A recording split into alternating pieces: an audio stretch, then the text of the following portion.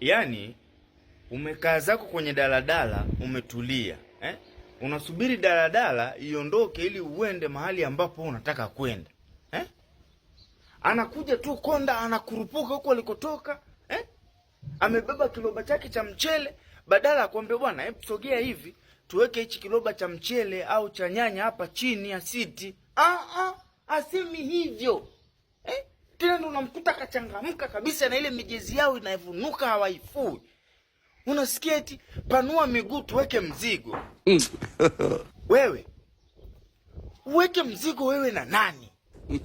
Na unataka uweke mzigo wapi? Na kwa nini uweke mzigo?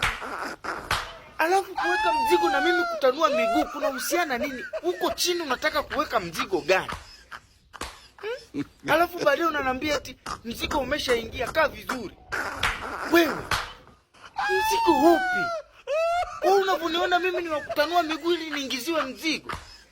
Mzigo hiyo mzigo hiyo which? Yaani unaniambia mimi nikae vizuri uingize mzigo kwangu? Mwili ni wa kuingiziwa mzigo. Wewe nani? Wewe konda? Au wewe ndio unaingiziwa mzigo?